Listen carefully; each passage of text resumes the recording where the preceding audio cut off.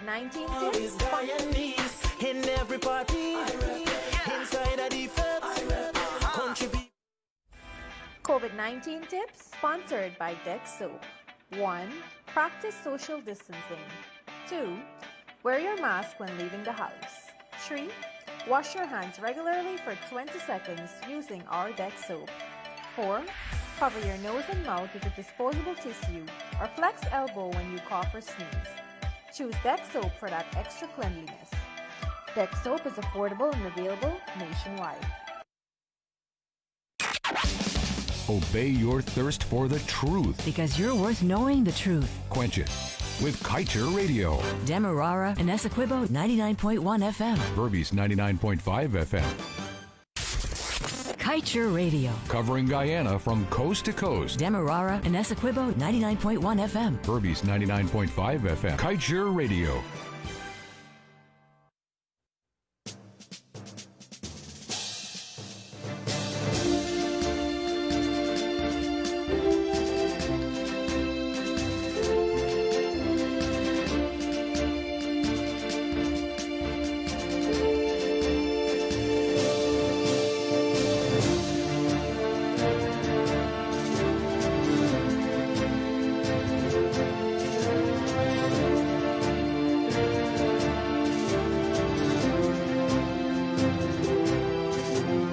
It is now 13 hours 36 and it is time for elections and COVID-19 watch with senior journalist of Kaiser News, Mr. Leonard Gildarie, alongside his co-host, Mr. Dr. Uncle Yog Mahadeo. It has been an eventful Monday and these guys are here to cover it all.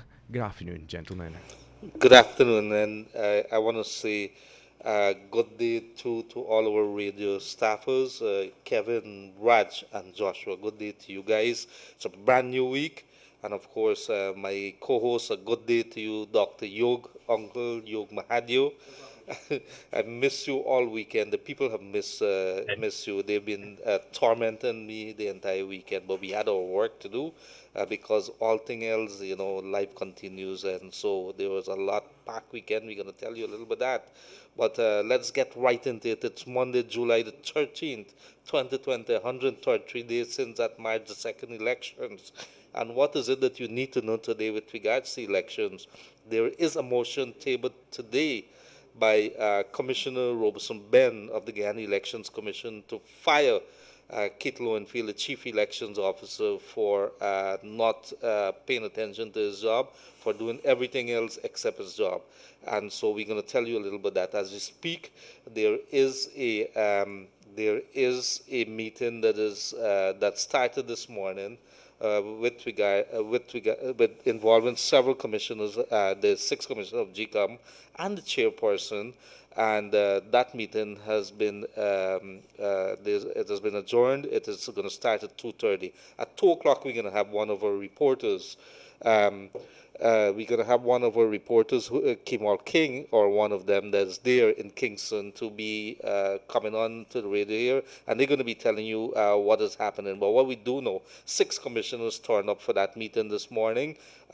Motion was tabled today from Robertson Ben, Commissioner Robertson Ben, who is from the opposition, an opposition commissioner, nominated commissioner, and he's saying that they want Lowenfield gone.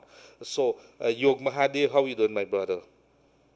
Very well, thank you. Can you hear me clearly? Very, very clearly, Yog. And so I missed you all weekend. A lot of people were texting me, what you doing, what are you guys doing?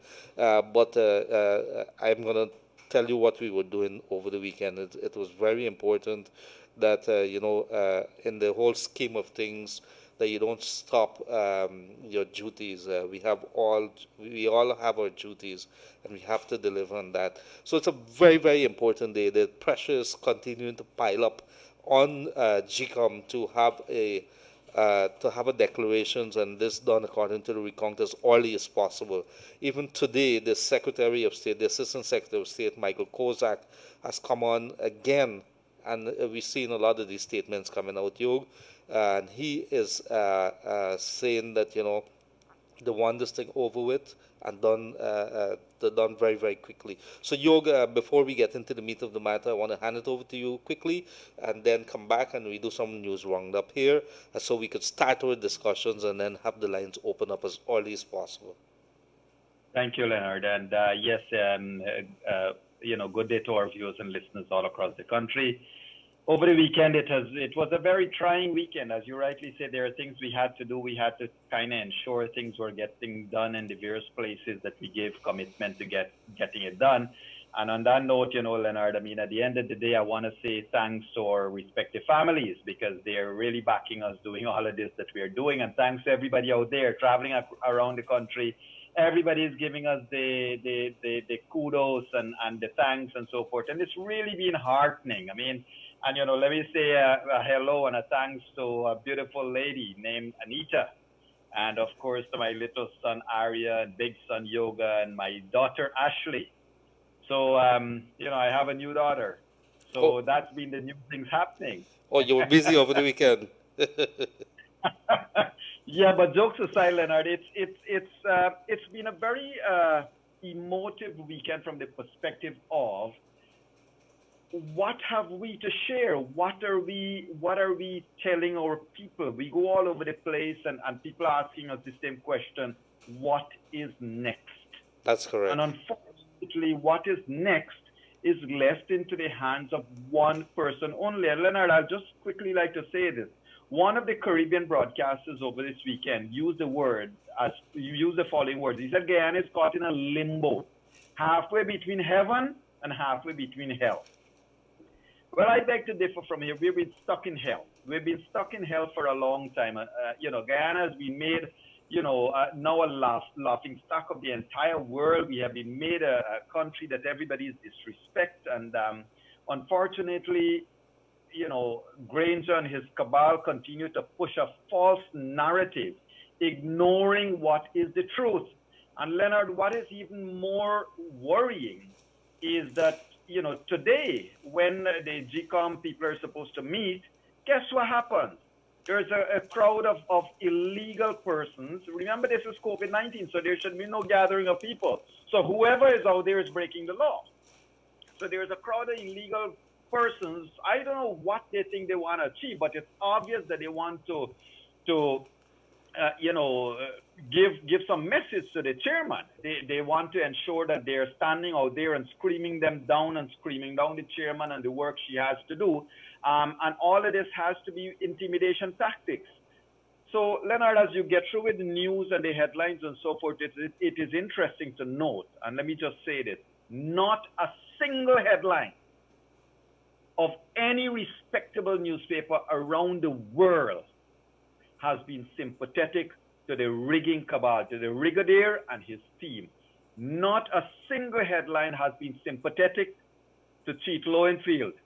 Not a single headline has been sympathetic to any one of these guys. They're ripping apart this country called Guyana, Leonard. Yes, and it is. And so this has been something that we've been discussing over the last couple of weeks, Yog. And I'm not sure. I'm running out of words. I'm running out of any kind of descriptions with regards to what has been developing.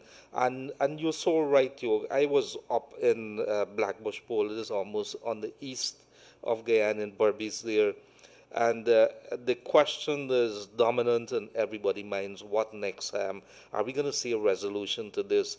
I saw something there that broke my heart yesterday. I had to post it on social media.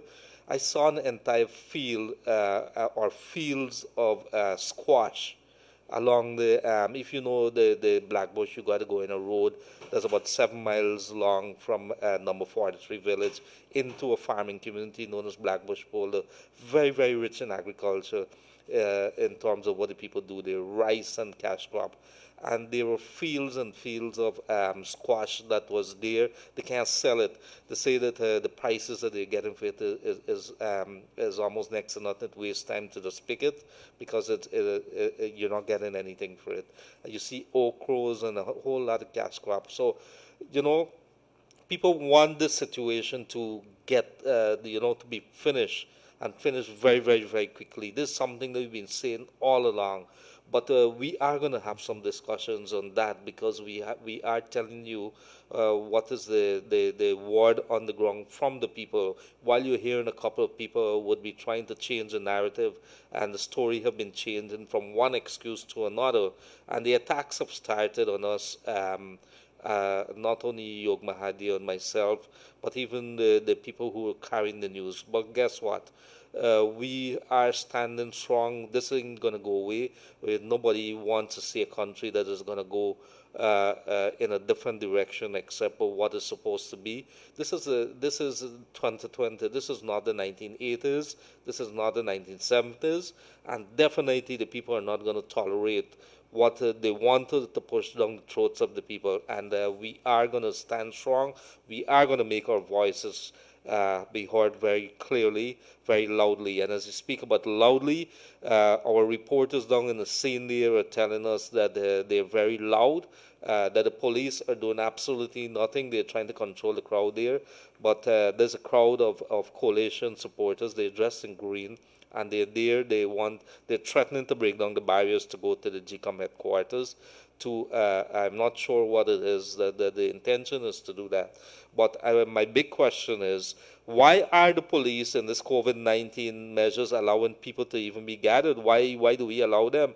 This is not supposed to happen. And then you see people are not being allowed to go be in crowds, and so this is based on the Ministry of Health COVID-19 measures, which has been gazetted that you're supposed to keep 6 feet apart. In any case, you can't have a crowd that's gathered because that's against the rules of COVID-19. Yet you have people gathering, and this is a clear contradiction, and this is a very clear case of the police not doing the job.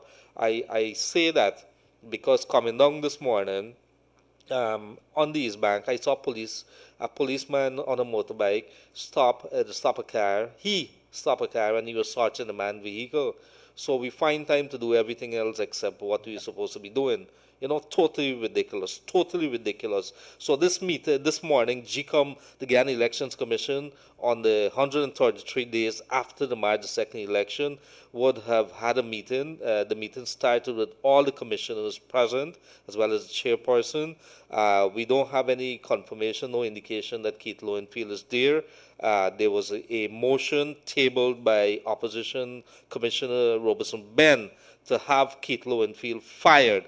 And so at 2 o'clock in a very short while, we are going to have Kemal King, or one of our other reporters coming on there from Kaicho News to tell us what is happening down on scene there. But it seems to be a little tense because the police have allowed a crowd to build up, not something that's supposed to be there.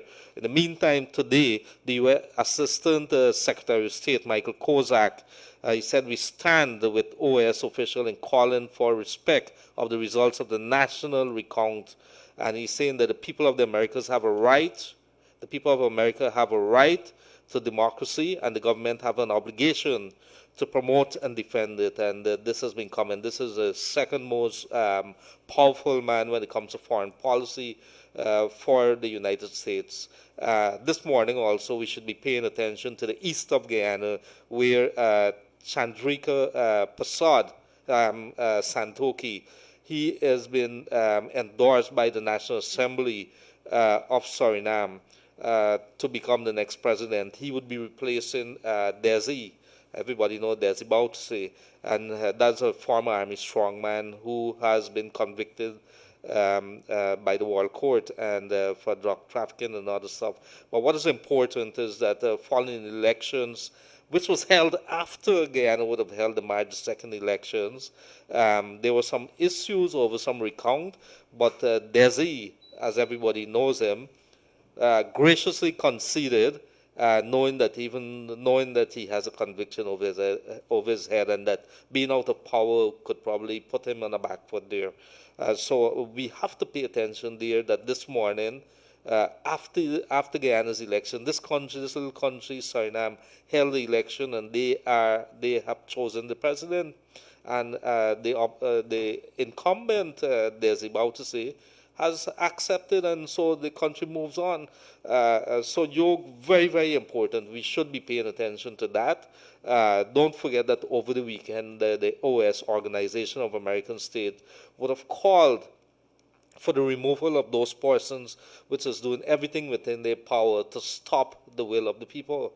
So over to you, Yog, because there are many other things to discuss today. Yes, Leonard. Indeed, Suriname has put us to shame.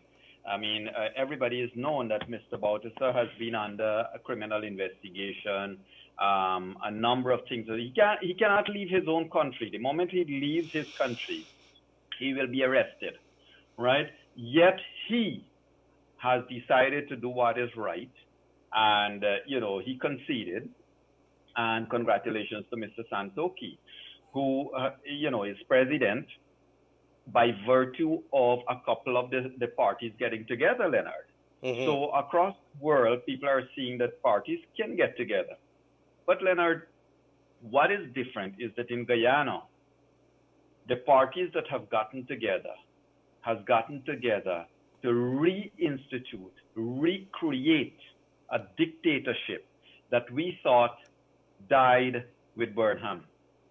A dictatorship, a period, if you recall Burnham days, it was all period of you name it, criminality, ethnicity, all kinds of atrocities happened during that period. And now you've had a group of small parties that has now come together, and they have supported the creation of another dictatorship. What I think has to happen now, Leonard, is that, the AFC has lost all sense of being a political party. It is now PNC. So there is no AFC. The AFC has died. And I think Dominic Gaskin would have spoken well and would have represented whatever decency would have been left for the AFC is gone. Now, the WPA is dead and buried. If you notice, the same government, of which part of it is the WPA, could not even look at the Walter Rodney Commission of Inquiry. Shameful, Yes. shameful, very shameful. That's the kind of people we have there. And Leonard, what I would like to see, since Mr. Chandranarayan Sharma has asked the current government to concede, what he now has to do, he has to divorce the coalition.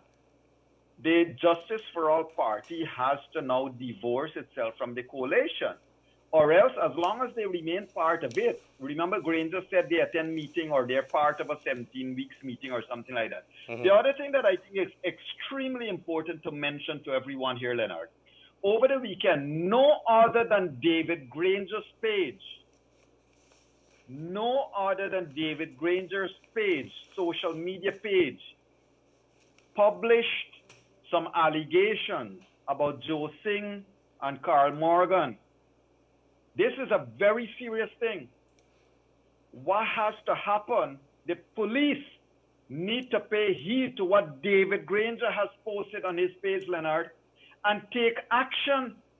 If David Granger has accused Joe Singh of being the admin officer for GDF when the election boxes were taken to Campaign Ghana, has accused Carl Morgan of being in charge, and therefore being in charge when Bolanath Parmanan and Jagan Ramasar were killed in the 1973 elections. What David Granger has done by accusing these people, yet not holding a commission of inquiry while he was president. Now he's trying to throw these people under his bus. What has to happen? If the police has any decency left in them, they need to go to David Granger's page, check his allegations about Joe Singh, check his allegations about Carl Morgan, and now conduct an investigation. Because if David Granger is saying this on his social media page, then either David Granger is a liar, pathological liar, which we all know that is what it has come down to, or Joe Singh and Carl Morgan needs to be questioned about their roles in all of these things in the past. By him raising it up, Leonard, it has thrown a new dimension into politics in Guyana. In addition, I would like to quickly say, Granger continues. He accused Joe Singh, he has accused Carl Morgan, he's accusing everybody you could think of, except his cabal of thieves and Mr. Cheat Lowenfield that has done his latest latest perversion of creating the fifth report that is different from all the report. Yes, you heard me right. I saw the smile on your face. You I'm about to heard me ask right. you whether I heard right. Yes, Did you say cheat, you heard me Lowenfield? right. He is cheat Lowenfield. Oh my goodness. I'm The gonna man is a write. cheat. I'm gonna write a book after all this is over because it'll have to be over about some of the pet phrases that the people of Guyana they have adopted for elections 2020, and I think Correct. Mr. Lowenfield, sorry, would be bingo, mingo, a couple of them. It is really really crazy, man. But go ahead, Yo. Yes. My apologies. I couldn't have Yes. that. Yes.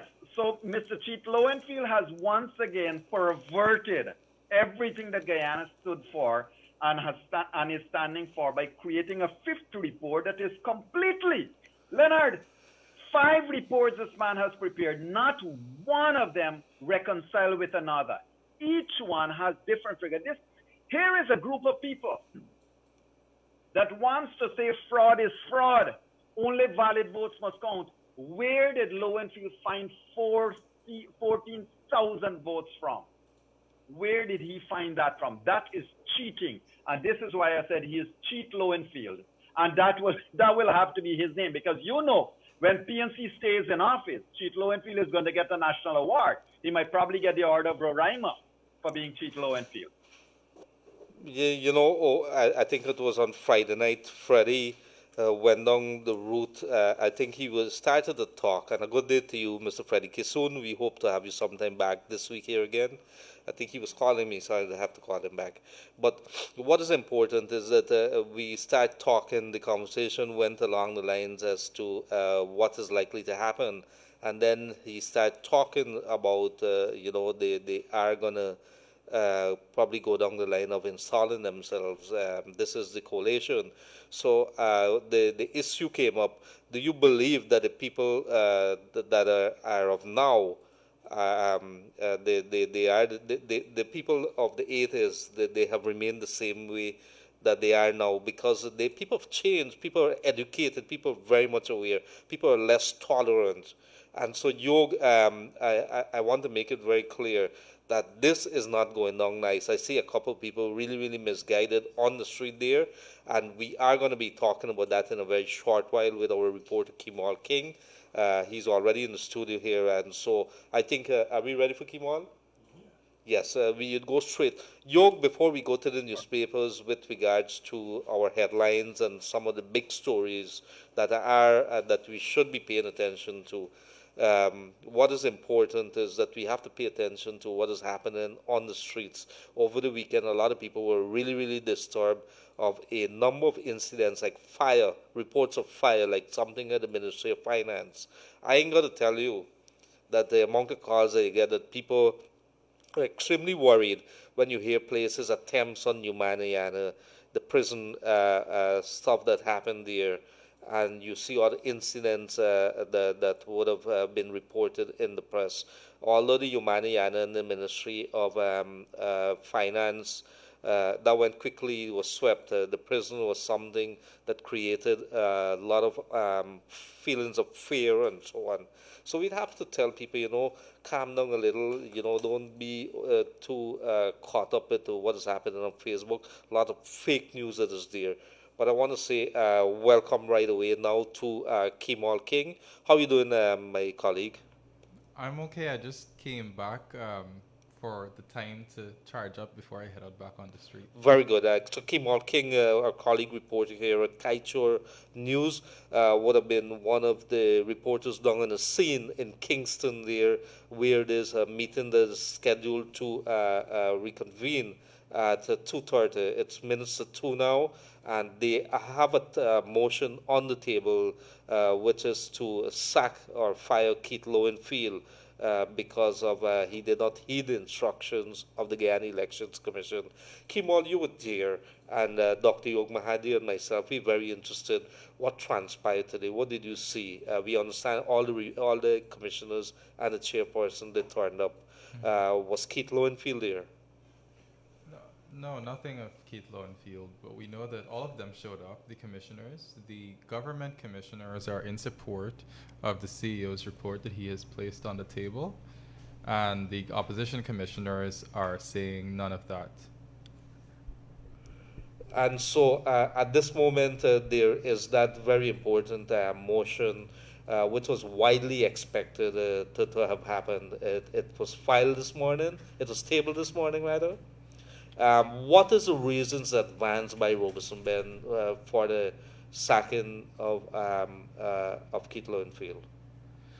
Well, I can't say exactly what was the specific reason he gave, but it's been coming for a while, and I'm sure you can tell that it has to do with him producing now 5 reports that do not reflect the will of the people as certified at the recount. I can tell you what has been going on outside of the center. The barricades have been set off from the headquarters all the way to, I'd say, New Market Street in that direction. And the media has been around there. Now, beyond the barricade, we have what I would call a parade of APNU AFC supporters, because they have a big banner saying "Swear in Granger Now." And it's about, I'd say, at least 50 people. They're jumping and they seem very impassioned, and that they want their presidential candidate of choice to be sworn in on the basis of these results that Mr. Lowenfield has presented. Were any questions asked of the police as to why we have large crowds gathered here, while we fully endorse protests, the expression of your freedom to be demonstrated? It flies in the face of all those restrictions with COVID-19. Well, does the police ask about that? Well, those are questions we still have to ask, but from our observations on the ground, the police are very much overwhelmed. There's about, I'd say, 50 protesters to the most 20 police officers, and they're trying the best they can to contain the situation. There are some protesters who are threatening to push back past the barricade. They're saying, I'd pull this away and I'd find my way to GCOM. And there are others, a bit more level-headed, who are trying to get them to behave. Maybe, Yog, you want to jump in here? Well, any word from the police in terms of they had to have expected this, Kimal? I mean, we saw what happened Friday. We saw what happened Saturday. So for a handful of police to turn up there, speaks for me of disrespect of any knowledge of the situation. And if the relevant person who holds the Minister of Public Security, he needs to be questioned. His intelligence obviously seems to be questionable. Then, Leonard and Kimal. That's right, but the thing that I have picked up from what the members of the party who have been very vocal online have been saying is that these people who are out there, they have been misinformed to a very large extent. When you see the kind of discourse that is being had on the party's Facebook page and what certain key persons like James Bond and so have been saying, You mean purposefully misled? Purposefully misled, yes. Yes. Interesting. Yeah. So that meeting is going to be, do we have any idea whether they want to have this issue with Lowenfield and the motion on the table to be handled and come to an end today so they could move forward? No, there's no indication of what the chair will do. She is the tie-breaking decision. So we're just waiting with crossed fingers to see what will happen. Yes, and what we do know is that one commissioner says, Gunrad this morning on his Facebook page, he says, the Monday meeting beckons, patriotism must from the insidious quest for power exhibit statesmanship, good sense must prevail, this will end. And about an hour back, he says the meeting convened with all commissioners present. Discussions ensued, adjourned to 2:30 p.m. That is what we know so far.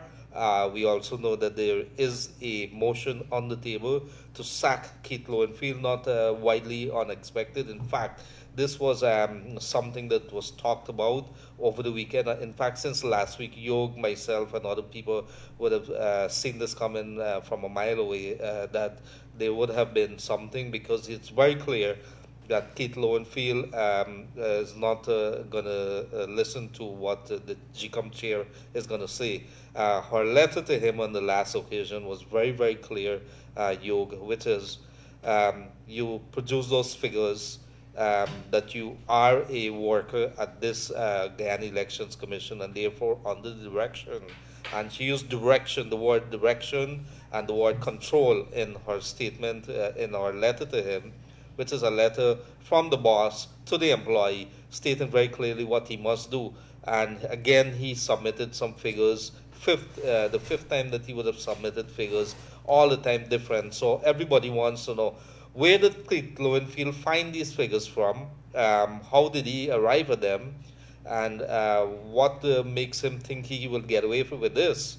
So Yog, Kimal, I think, is there anything else that we should know with regards to what's happening here? There are some very pertinent questions that are being asked when you have this conversation about whether or not to fire Mr. Lowenfield. Who do you replace Mr. Lowenfield with? Does Ms. Myers, the DCEO, ascend to the position? Or there have been talks about a lot of the political parties saying that they don't trust Ms. Myers either. So if does the bureaucracy allow you to let the next person in line take up the position or to go elsewhere? And if you go elsewhere, how long is that going to take? How much more is it going to protract this process? So those are the questions that are unanswered at this point, and I'm sure they've been swirling around in the mind of the chair.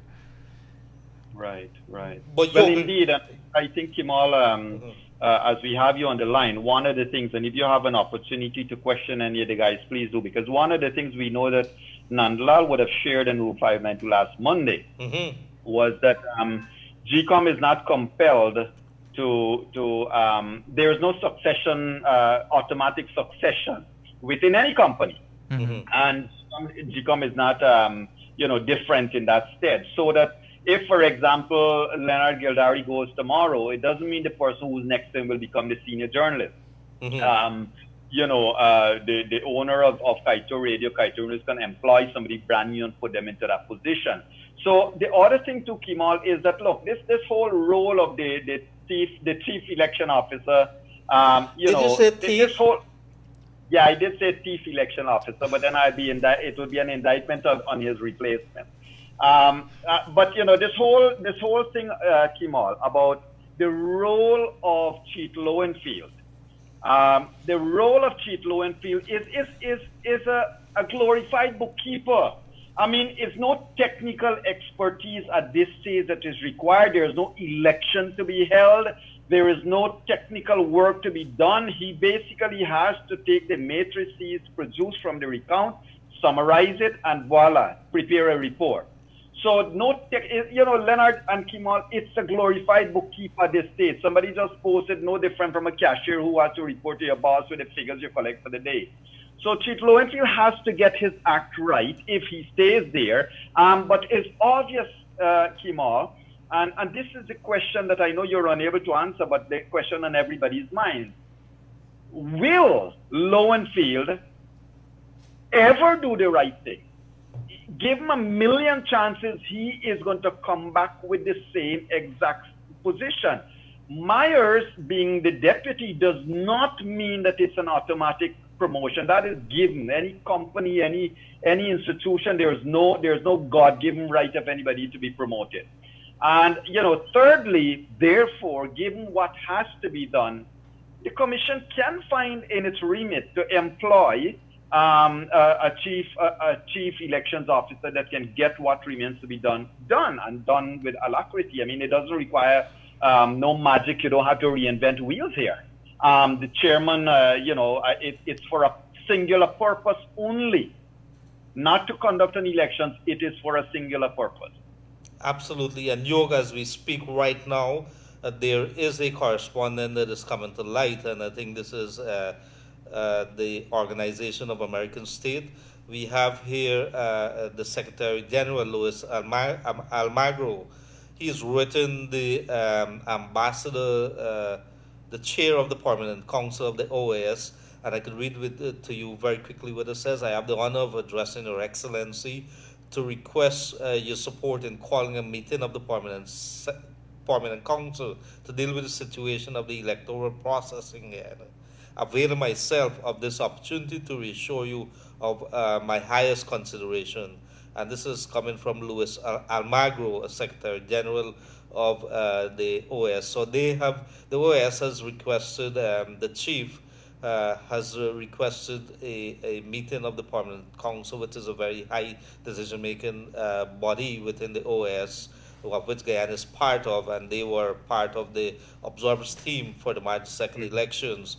And they want to have a meeting to discuss the electoral process. And we know, based on what they would have been talking last week, OS would have made it very clear that that there should be moves right away to weed out, to get rid, to eject from the electoral process anybody who would do anything. And this included, it is a very clear target for Kate Lowenfield to be removed from this entire process, and others as well. So here you have it again as part of the OS, one of the many bodies, but this is a key body. CARICOM is another body that they're part of. The United Nations is another one. The Commonwealth. And all of them has been coming out over the last couple of weeks. So has the U.S., the most powerful individuals, players in the U.S. Government has come out warning Guyana not to walk this road here. It's a very clear message to the coalition as to where we should be going. Of course, the coalition would have been pushing back to. The coalition is saying very clearly that they don't have any respect for CARICOM. While the president is saying one thing, his supporters and key members of the coalition has been saying another thing, which is let us come out of CARICOM. Let us not pay attention to what OAS is stating. Well, let me tell you this. I was told over the weekend, we did discuss this, Yog. There is a list that came down, I understand, to the U.S. Embassy for sanctions, and they include not only GCOM officials, but senior former, or I would say ministers within the government. Leading that list there is President Granger in terms of sanctions, visa, and other sanctions that is coming. That is something that we would have been told by a senior official within the diplomatic circles. And so that is, I rather believe it's a good source. And so that is what we could tell the people at the moment. Kimal, anything else before we part company here? Yes. In the past few weeks, the media has been bombarding GCOM's public relations officer with questions, trying to get clarity on what is going on, because there has been so much misinformation. And even besides the misinformation, there's a quiet from the public relations officer. Before this election began, the public relations officer had committed to making herself available to dispelling any misinformation, and she has fell monumentally below expectations. When you call her, does she answer? We don't get an answer. We actually have a WhatsApp group that the PRO had established to liaison with the media. And as we speak, I'm looking at this group where I've sent about 3 questions recently, which have all been ignored. And this is a regular feature of being in this group during the election season. There are so many questions that the press has been posing and no answer. Yog, and that's one of your employees. That's an employee of your company that is saying very clearly to you that I'm not doing my job. And so there are many. There's going to be a lot of questions when we do the inquest, when the people of Guyana would be performing maybe several inquests, not only as to the role of the Constitution, maybe the role of GCOM, and definitely so many other things, reforms and so on. There's going to be some spotlight coming down on some individuals. Right. And especially when we pay in these people. Yog, don't forget, $8+ billion for GCOM, huh? We would have had questions in the past leading up 2015. Many stories I saw Kaicho News would have written that went absolutely nowhere. They were pliers pliers that you could buy for what $800 or $500 being purchased by GCOM for over $5,000, $6,000. We could remember three companies was getting hundreds of millions of dollars in contracts without the proper tendering process being followed. They would just call up three people. Two of them were brothers, Joke, and they were getting hundreds of millions of dollars. When questions were posed to GCOM, silence. And guess who was in charge of GCOM at that time? Well, we could go back. We could go back on that. So it's not over yet. Many questions to be asked, and so these are the people. The sad thing about it is that the People's Progressive Party themselves would have remained largely quiet when these stories were coming out, and so the same set of players are there. Now you have Yolanda Ward, who's the public relations officer, being paid a fat salary. I'm sorry, Yolanda, I'd have to call you out because you are being paid from the monies that are taken from my salary as well. And so totally unacceptable. You need to do your job. If you want, we open this radio station here to you. In fact, this goes both ways. And I'm going to discuss something that happened a little this morning that came to my attention.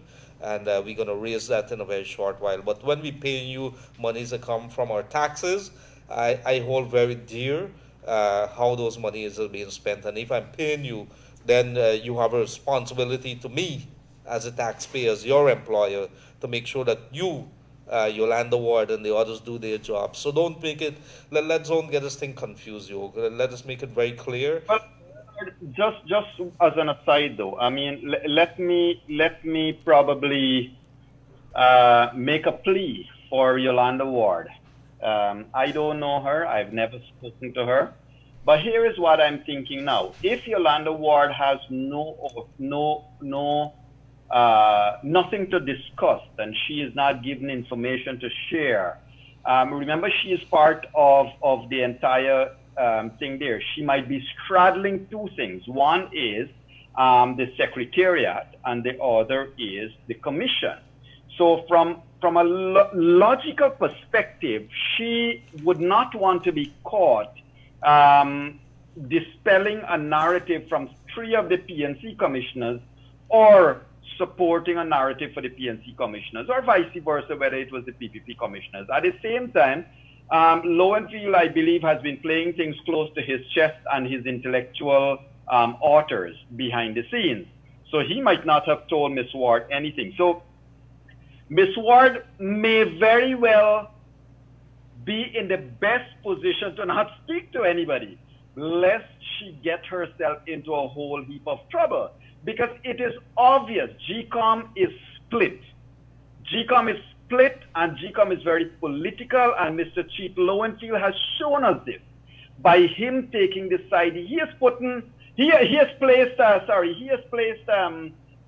made Mingo look good now. Mm-hmm. You know, Mm-hmm. so that I would want to just say that. I'm not saying that she is doing right, but I'm saying that, you know, sometimes PR officers are made to reminded that they are a creature of the entity that they work for, and they have no authority to speak other than when instructed to speak. And if they have nothing to speak, then they cannot. So that would be my only plea I'd make on her behalf, knowing from a marketing and PR perspective what happens sometimes.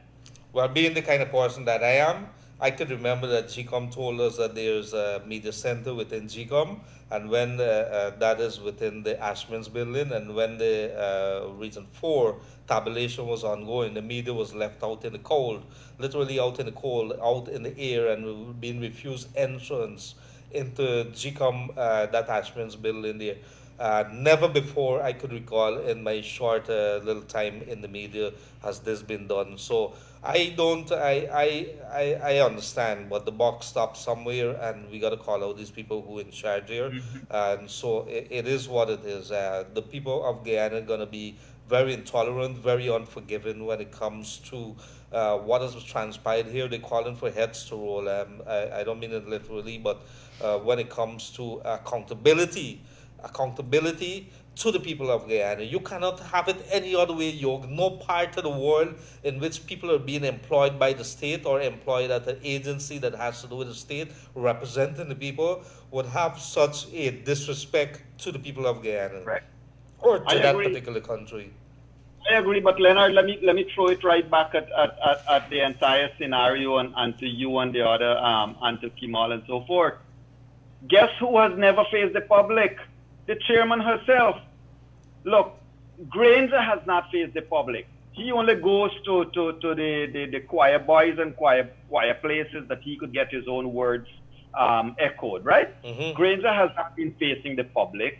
The chairman of GCOM has not been facing the public. So, I mean, at the end of the day, you have this Guyana has to really be a special place because you have these scenarios and people, you are right, they continue to earn taxpayers' money. And really what they should do is that they should just step out. I mean, Yolanda Ward needs to realize if she's not allowed to function in her job, she should leave it. Like earlier, I called for justice for our party. If you don't agree with what the current with the cabal doing, then you need to step out from the coalition. People need to start distancing themselves from what is going on. If you don't distance yourself from it, then you're part of it. Absolutely. And so there's one other thing with Kimwal that I want to discuss because this thing did bother me the last couple hours. I saw last evening or within the last couple hours, I think one day ago, a post by a gentleman by the name, a gentleman by the name of Gina Rackman. Why Kite Show News should be boycotted. And of course, I want anybody, including our boys in the studio, including yourself to Yog, that we should all boycott Kite Show News. Why do I say this? Because when you read some of the nonsense that has been put out here by Mr. Gino Rackman, if you're listening, sir, the newspaper and the radio is opening it because we want you to advance the reason why you would want to send home 80% of the staff who happens to be of a specific ethnicity. But Leonard, who is the gentleman? I don't know this person. No. But I need to address people like this because this is a nonsense that is being put out there. And Yog, some people might say, just leave it alone. Who's this gentleman or so? He went after the reporter, Michaela Prince, about what she would have done, describing her. This poor reporter slavishly repeated what was reported. I want Mr. Rackman to know that the radio is going to be available to him because he would come and he's going to make his case why you should boycott. And if he makes a good case, maybe even myself and the staff will say would boycott the newspaper. Yog, I know you would not agree. Why are we giving them airtime or even space on this very important program? But it is some of the madness that has been coming out. We cannot sweep it under the carpet when you have people like this who forget very, very clearly that Kite News has been on the forefront, leading the way, would have paid the prices because they've opened them out. Ultimate prices, 5 pressmen executed. We would have paid the prices and so many other things that would have seen the authorities come out, seized vehicles, charged Glenn Lal. We would have seen after 2015 that we would have continued. We did not shift gears except that we continued to report on the administration. So when you see absolute nonsense in there and then you go after young reporters who are just doing reporting stories, we have to open the floor because we want to know what is it that make our people tick, people like Gina Rackman. But over to you, Yog. Well, I would want to differ. Look at the people and the nonsense that's being spewed by some of the riggers. I have moved from the point of giving them a chance to talk because if you give them a chance now, they're abusing. Leonard, these people are abused. They're stealing from the taxpayers, using state assets, blatantly abusing taxpayers' money. Giving them another platform is not going to do any good to the taxpayers. This is a private entity. If he wants space to come and ventilate his thing here, he should pay like any other person has to pay to get airtime. I disagree that you should even tolerate them. And I have stopped asking some of these people because, Leonard, what else, what new could they say? One thing I know here is that there are a handful of persons that have stood up against corruption, nepotism, cronyism, all of these theft of state assets all of these things from ever since when, and we will continue to stand up against it. And there are people who are recipients, part of the steal, part of the thief, part of the cheat, that they are going to attack you. So they put themselves in a camp. And if they put themselves in the camp, then birds of a feather flock together, and let them remain there, and they will go down with everybody else. And that is fine. If you choose to associate with criminals, that is your choice. Go have a good life with them. Mm-hmm. So that is my perspective, Leonard. Anybody wants, if I were running your company there, I would say you want airtime, you need to pay for it. Other than that, we have to have pragmatic views, and if anybody wants to come express them with their view now, they have to have somebody from the opposing side who would be willing to also come up. So I would say ignore them. What else can they tell you other than lie, other than cheat, other than steal? For the past 133 days, what has APNU done other than cheat, steal, lie, sin, you name it? Not a single positive has come out of the APNU AFC camp. Thank you very much. Thank you very much. I'm not going to give them a platform to carry it on. Thank you very much. Kimal, in closing, any other thing that you want to say? Yeah, I wanted to say that I read the Facebook post from the individual, and it is far from the most graphic or harsh thing that people have said about us over this election season. So it's not something that we're bothered by.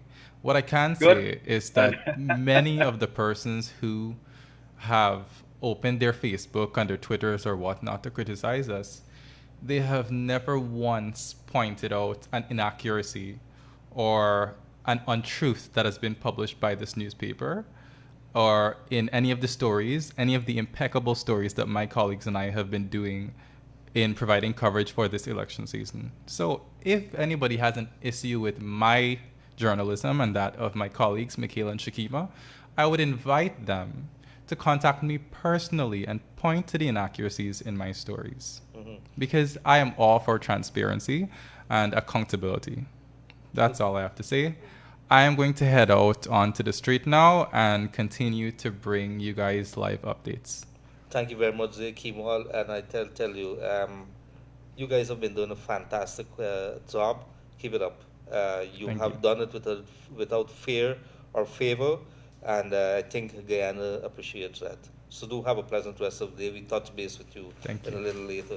Yog and you guys are right, different opinions. So in the meantime, let's get right down into the newspaper. Kaichur, July the 12th rather, Sunday. This is Sunday's edition. Exxon burns over 306 million cubic feet of gas in 1 month. Will continue to pollute the atmosphere with hundreds of cancer-causing toxins well into August. And this would have been done in an interview with the EPA chief, among others, in Guyana. Absent Lowenfield sends in falsified report. Yes, falsified report. This is the 5th report that Keith Lowenfield submitted, all different. I don't know how he sleeps with himself. Government commissioners also no show.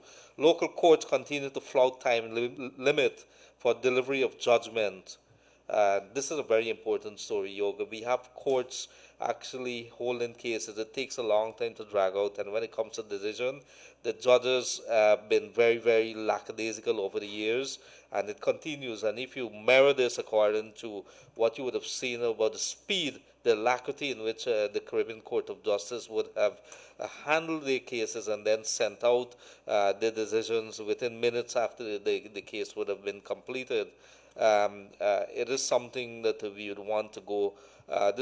These are conversations that we have to have in Guyana, the operations of our courts. So this is a very, very important story, very well written, a must read. You have to find it in Kaichur News yesterday. Get it online if you didn't pick up your copy. So Lowenfield, I passed the GCOM. This is Commissioner Says Conrad on Saturday. Lowenfield was a no-show, but he took time to send in a report. He was absent during the meeting to send in a report which had all wrong figures. The world, this is not something that was done in the back room. The whole world saw the recount that was happening. But Leonard, stick a pin. Guyanese brothers and sisters must remember these things. When Lowenfield decided to send in that report in absentia, He absented himself from the meeting. Guess who else were absent from the meeting? The 3 PNC commissioners. This rig is so transparent. That gentleman said it right. It is such a transparent attempt to rig these elections. And then guess what? They didn't come to the meeting, so there is an automatic call for a meeting 24 hours later. Guess which meeting they turn up to? This one. So that it restarts, the clock is reset. They're there at this meeting. Whether they turn up to the 2:30 resumption is another matter. And I would presume, I would want to think that here is the game they're going to play, Leonard. They're not going to come up to with any decisions today. The meeting is going to, they're going to adjourn for probably tomorrow. And these 3 are not going to turn up to tomorrow's meeting. Then it's going to shift for a 24 hours. They are just playing a game. I am heartened that you said earlier that the sanctions are becoming real, because I believe that until and unless the sanctions become a real deal, they are not going to budge. The second thing I just quickly want to add, because, you know, Leonard, some of these times, some of these people are beyond abusive, beyond ridiculous. Sometimes I wonder if we are talking to some people who have lost ability to think like humans. I am seeing people come here on our chat page making some allegations that I have to laugh at Jay Ali. Jay, no, we're not putting ideas in their head, my friend. We are discussing openly what are the potential. Let them know that we know all angles they're coming at. But Leonard, there has been a Markle or Mackie or something that's putting things to say that Jagdeo is in Trinidad or Jagdeo is somewhere. The man is in Guyana. He is in communication with his commissioners. He is meeting here. So all of this sick nonsense that's going on, it speaks to how people allow themselves to descend from human being to something else. And that is what we have seen for 133 days now, Leonard. People have given up their relationship with their God and given up their relationship with decency just so that they could get their person sworn in as president. No matter how much you have to thief, how much you have to steal, how much you have to cheat, as long as Granger is president, they're going to be happy with that.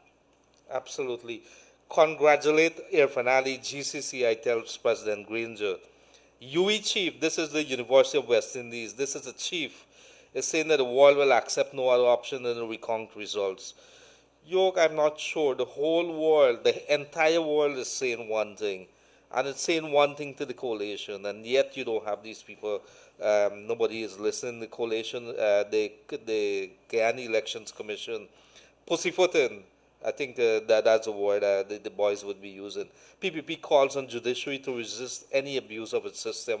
Very important story that the courts have to stand independent. They have to do what is the right thing according to the laws and not allow themselves and the nonsense that happened at a particular court with 2 judges. So we will continue to bring you more development as to anything that comes out with regards to the judiciary. The judiciary has really fallen under the spotlight in this entire elections period because of the important role they would have been playing. Lowenfield acting in bad faith and against democracy. This is the OAS. And that would have been the Sunday's newspaper of Kaichur News. We come to the July the 13th, Monday's edition of Kaichur News. So, new government must be installed. The will of the people must be respected. This is coming no other than Sir Sridat Ramphal, and he is the former Attorney General of Guyana, working, of course, with the People's National Congress back in those days. He is now a lawyer for Guyana, very well respected across the globe, and he's representing Guyana, one of the lead lawyers with that border case that we have filed against Venezuela at the World Court, and that is the International Court of Justice is the judicial arm of the UN, and he's saying that the new government must be installed and the will of the people must be respected. The lead story, Kaichur, today, Guyana's destiny rests on the shoulders of Claudette Singh and others. This is Commonwealth Secretary General. Very important story there. Lowenfield report, the nation remains in the dark since Saturday on Claudette Singh's next move. And this is a funny one, funny yet very, very serious, because this is the nonsense that when you have a staffer, a renegade, a rogue staffer who's about to be fired now, a division commander unable to confirm Keith Lowenfield death threat report. That is one of the headlines. No country with 300 or 400 can tell us what to do, Raphael Trotman. This is one of the leaders within the Alliance for Change Party, which makes up the smaller faction of the coalition, and he is saying that no country with 300 or 400 persons can tell us what to do. And I think I did see a funny post this morning. Same gentleman who would have gone to one of the smaller countries to do a wedding. I thought that they went a little overboard, but it is what the people are thinking. No action against Lowenfield would be blatantly unlawful. This is Anok Chair. So he's saying that if you don't take action, it would be blatantly unlawful. So Jordan ties Guyana to 14. This is almost $3 billion contract on the last day of the elections recount. So we continue having a government that is continuing to close deals to enter into agreement, financial agreement. This is something that they was committed to as a caretaker, transitionary government, that we would not be entering any deals, wait until the new government comes, because when you do it on behalf of the country. So there seems no respect also for the laws of Guyana, to regulations, and also to commitments made. When you say one thing, I love you, and then you don't really mean I love you, Yog, it says a lot. AFC's Raphael Trotman says Lowenfield cannot be directed, even if he's wrong. Very, very, very serious statement there coming from Trotman. I'm not sure what it means. Fire destroys a section of the Lusignan prison. No deaths, no escapees, 15 injured. The Public Security Ministry spent bulk of $35 billion budget for 2019 on infrastructural projects. So, Yoga, we close that with regards to the news, but it is very important that we pay attention to the development, because when you look at the prison situation, before we move off on it, with that thing there was a lot of fears that was going wrong yesterday. But guess what, the prisoners were quarreling because there was a raid and somebody seized the ganja in the prison. Big question is, why do we see continuously ganja ending up in prison, and that every time you raid, you were bound to find a significant quantities of ganja and all kind of contraband? There was a school of thought that the prison officers are themselves involved in it. In fact, we have seen cases of prison officers being charged. It seems as if it's one of the biggest rackets that being run there. Mr. Samuels, I think it is, Sammy, as they call him, who's the chief of the prison. You need to pay more attention while we're saying that the prisoners have a right to be treated. They have a right to be treated with humanely, with all the respect that should be afforded to them. We got to be very careful that you don't have a few prison officers who are doing all kind of things and passing contraband. Just like how you pass contraband, you could pass weapons to the people. So these are very, very serious issues, very worrisome times, and we are paying attention. Yog, we are going to be looking back now. So GCOM is meeting now, 6 commissioners as well as the chair. And before them, they would be discussing that motion from Commissioner Robertson Ben to have Keith Lowenfield fired. We did start discussing as to some of the options. Let's say they go ahead and it is passed, because we assume that, let's say 3 commissioners decide to vote against it. You have 3 commissioners for the opposition who are going to be voting for that motion to pass. And then there's a deciding vote from the chairperson. Let's assume that that has passed.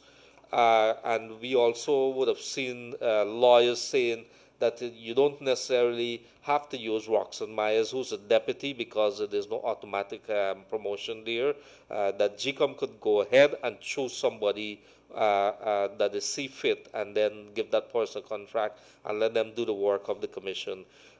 Yog, do we see that playing out today? Do we have a timeline? No, I personally don't see that playing out today. I recall that the news we got from this morning's meeting is that the chairman did not have anything much to say. She allowed the various parties to say whatever they had to say, And up to the point of the adjournment of the meeting, she did not have much to say at the meeting. So ultimately, it's going to come to her having to put certain things to a vote. But I don't see any firm decisions being made today because, Leonard, obviously, the next thing that is needed from GCOM is to arm itself with a proper report, a report that reflects the recount, a report that reflects the will of the people as would have been signed up by the recount. And that's where we are. And the commission doesn't have that as yet. I must say to you that, the Chief Lowenfield's last report to the commission was craftily worded. His letter was craftily worded to almost suggest to the chairman that, you want, the law says you have to declare based on a CEO's report, 177, and here is the CEO's report.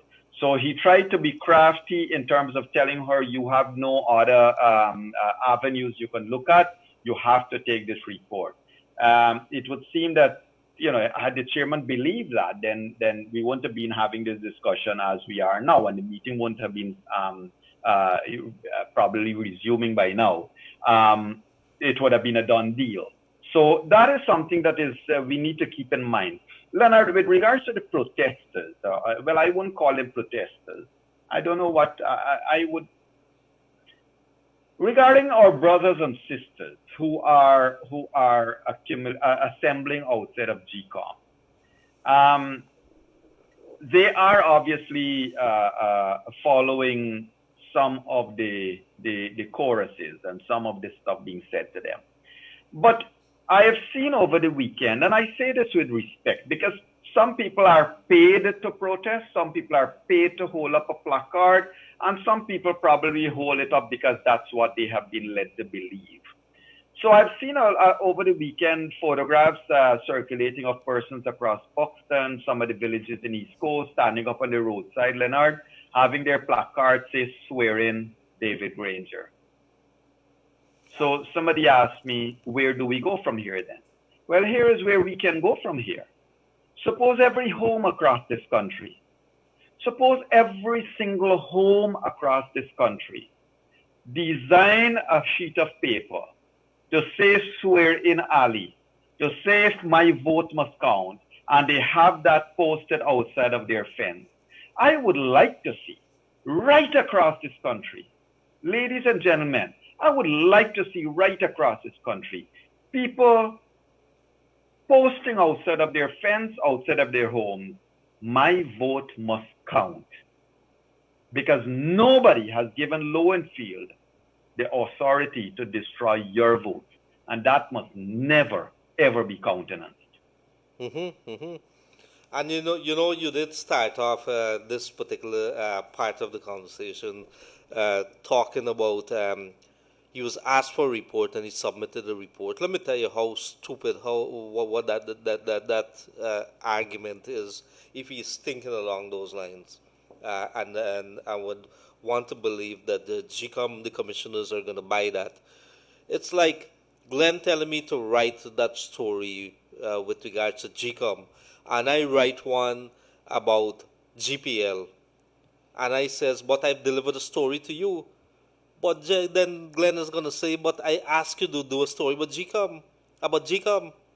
It's two different things. I'm asking you, I'm specifically telling you, Gildarie, that you're employed at Kaito News, you're under the control of Kaito News, and therefore, while you might want to think that you're an independent journalist, meaning that you can't be forced what to write, you're being asked to do a story about GCOM. It's very simple. There's no two ways about that. And that is understandable. And that is within the right of Glenn Lal as the publisher to ask his reporter to do. There's nothing wrong with that. He knows what he wants in his newspaper. So for Gildarie to go give a story about the GPL, he take his eyes past Glenn Lal, and there could be so many choice words that you could describe that. But I want to say good day to Mr. Glenn Lal. How are you, sir? We did take note of that very important case that you would have initiated last week to file to block, to have the court overturn the decisions, the transactions that were been signed into effect by Minister of Finance Winston Jordan over acres of land on the East Coast, Demerara, and that is very valuable lands in the whole scheme of things of lands remaining on the coastal area, and those are very few, not very limited lands. Sugarcane lands that would have been converted was supposed to fetch top price for the Guyana Sugar Corporation, so it could help rescue them out of the problems that they have. And so he's seeking to overturn the sale of those lands, stating that it's unlawful at this point in time. And in any case, the procedures that would have probably been used were not followed. So a good day to you, Mr. Glenlal. And Yog, we will be telling the people of Guyana very quickly what is happening here. It is elections and COVID-19 watch here on Kaicho Radio, 99.1, 99.5. You could get us on YouTube or on Facebook, Kaicho Radio, and you see us coming there. And you subscribe to YouTube, and you would have all the lives whenever we go live. It will come to you and tell you when we're doing that. So hello to Berbice, Esquibo, Demerara, good people, and all across the world, the globe, where you've been joining us from. Thank you for being with us today again. What are the news? GCOM is meeting, or they're supposed to be meeting at the moment with regards to elections 2020, and there's a very key meeting today. That is, there's a motion that has come before the commission, 6 commissioners, and the chair for the sacking of the elections chief, Keith Lowenfield. That is because he did not follow the instructions of the Guyana Elections Commission. Today, as we speak, the Assistant Secretary of State, the second most important man when it comes to foreign policy in the United States, this is Michael Kozak, and he's saying that the U.S. is standing with the OAS official in calling for respect to the national recount results. And he's also saying the people of the Americas have a right to democracy, and the government have a duty to promote and defend it, a duty to the population to promote and defend that. And this morning we would have heard too, looking east in Suriname, Chand Santoki is the new president of Suriname. Suriname, and this is shameful, deeply shameful to Guyana, would have held elections after Guyana. There were some issues over that election, but very gracefully, very graciously, the incumbent president, Desi Bouterse, who would have been leading Suriname for decades and who has a conviction over his head overseas, says, look, I concede, and now there's a new president, and they would have held the elections after ours. So there are many things. If you look at the newspaper, if you look at all the news that are coming out, the whole world has come down paying attention to oil-rich Guyana, to want the rule of law to stand. However, the coalition, which has been handed defeat based on not only the count but the recount, is refusing to step aside. In fact, they're being accused of using GCOM and Keith Lowenfield to basically push the agenda and to subvert, to delay, to frustrate the process of elections in Guyana. So that is the roundup as it is. Yog, before we head to the lines, over to you. Yeah. And Leonard, you mentioned earlier the OAS a statement of July 11th, which would have been Saturday gone, a very strongly worded statement from them, as you rightly mentioned. Then I think on Saturday also there was a statement from Professor Beckles from UWI. And his statement said the final paragraph of it. I don't know if you would have read it out if I missed it. Please, but if you have it, just read it, because it's a very, very important, very strong statement. Yeah, his final paragraph reads as follows, ladies and gentlemen. This is from, again, Hilary Beckles, Professor of Economic History at UWI. He says, I join with the current and past heads of CARICOM, the Honorable Ralph Gonzalez and the Honorable Mia Motley, respectively, and with the former Prime Minister of Barbados, the Honorable Owen Arthur, in calling for the official embrace of the evidentiary truth of the election. Every hour that the celebration of a new day is allowed to sour, the greater will be the tarnish and the varnish of history of a great nation. Now, the other thing that came out, the opposition party, the main opposition umbrella party in Botswana, sent a message to Guyana to say, it is important, and they have called on African leaders all across Africa. It is important for leaders in Africa to speak out on issues of undemocratic governance around the world. All too often, African leaders are quiet when it comes to abuses of the democratic process. In Guyana, the situation is clear. The results of CARICOM supervisory count clearly show an opposition victory. There were stringent protocols in place for this election. It was well observed by a number of entities on election day. Furthermore, the entire international community is in agreement. The opposition won the election. So that is a strongly worded statement coming out from the umbrella opposition party in Botswana. And the other thing that I'd like to quickly mention, Leonard, is that Jamaica Gleaner, the Jamaica Gleaner, the Jamaica newspaper said as follows, and let me quote, "It is against this backdrop that this newspaper urges Guyana's caretaker APNO government and its leader, David Granger, to accept last week's ruling by the CCJ of its jurisdictional competence to hear the case in favor of the opposition PPPC on the approach to determining the outcome of the presidential and legislative elections of which more than 4 months ago. The APNO's position would be without prejudice to its right to any other legal remedies." And finally, Leonard, you mentioned Michael Kozak and his statement this morning. Also, I think Barsaw of the USA. Yes, you would have mentioned that, I think, as well. So we've had a number of things coming out, but most interestingly would be that more and more concrete information is now coming out with regards to the whole sanctions and all of that.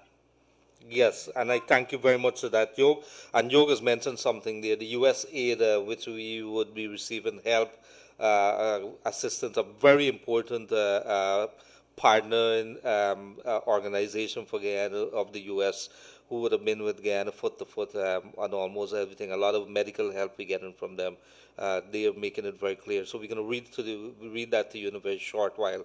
But some of the breaking stories here now. OAS Secretary General requests meeting with Permanent Council to deal with Guyana's electoral process. General Secretary of the OAS, Louis Magro, has officially written the chairman of the OAS Permanent Council, Ambassador Fernando Montoya, to assemble a meeting aimed at dealing with the situation of electoral process in Guyana. I have the honor of addressing Your Excellency to request your support in calling a meeting of the Permanent Council to deal with the situation of the electoral process in Guyana.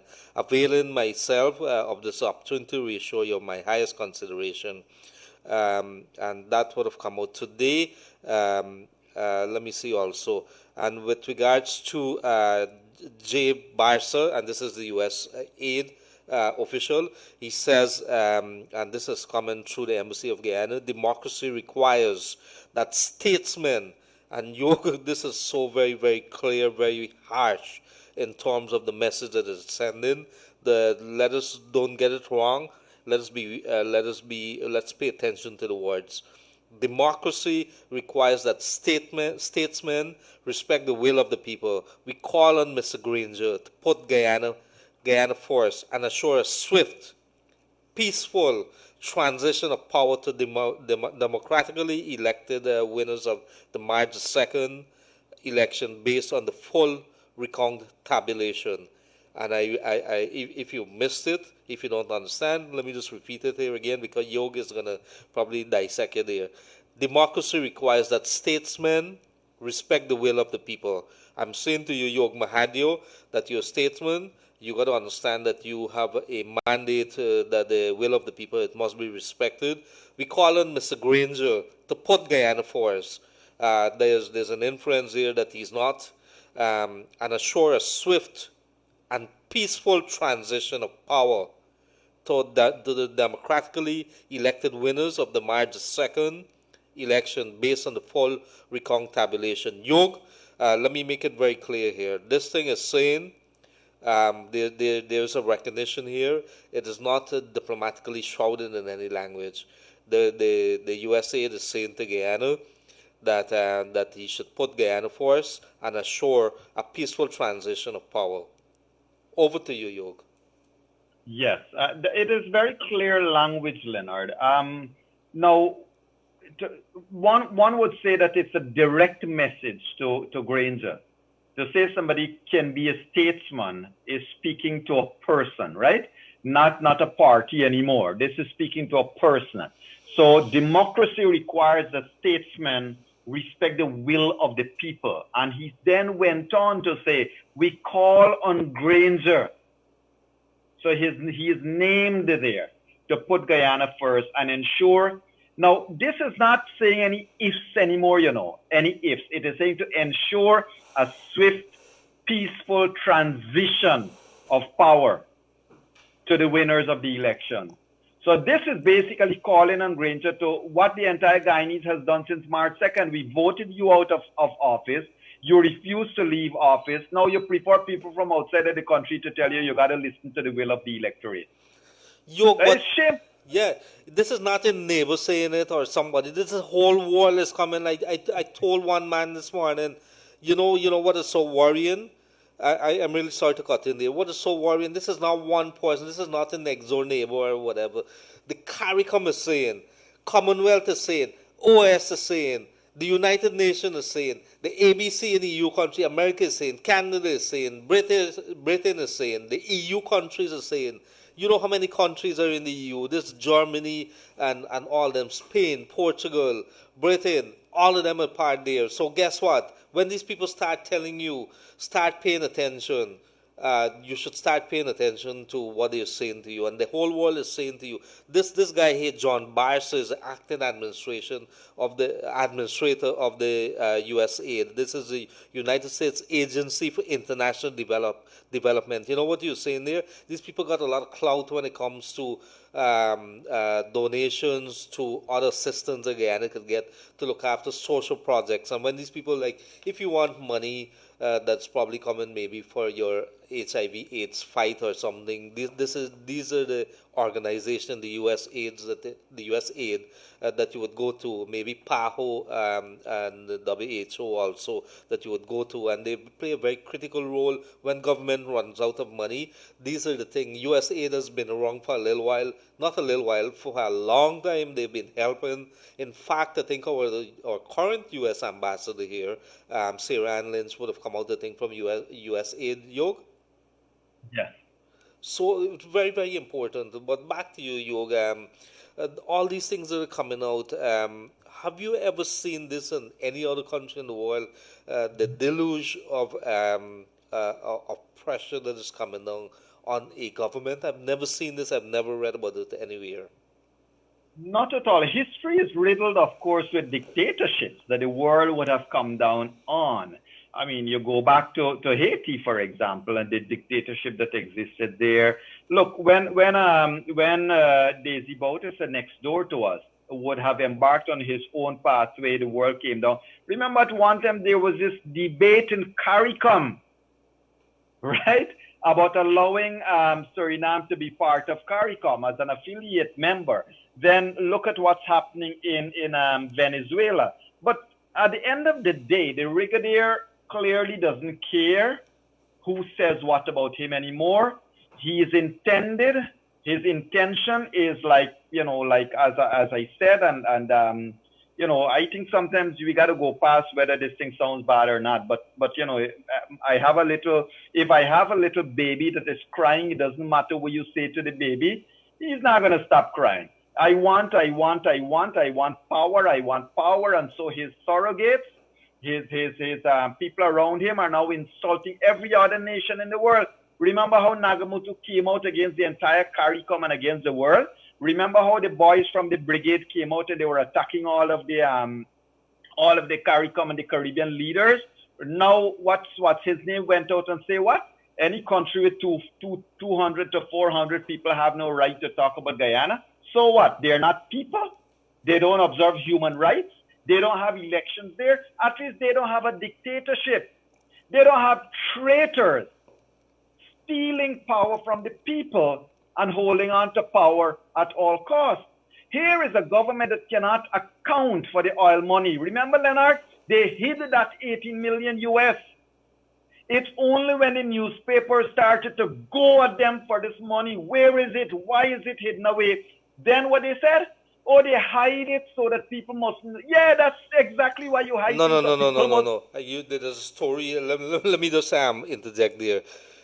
There was a report when Kaitro News was thinking, because I didn't do the story, but I'm very familiar because I'm sitting right there when it came out. And let me tell you the story, and I think Guyana needs to know this, Yog. When the story of that 18 million US dollars, I think it's being known now as a sign-in bonus, came out, the reporter, I think Adam Harris was sitting there as the editor-in-chief, and others would have called the finance minister and says, did you receive a $20 million sign-in bonus? And he says, no. And he did not elaborate, and I think that was the end of the conversation.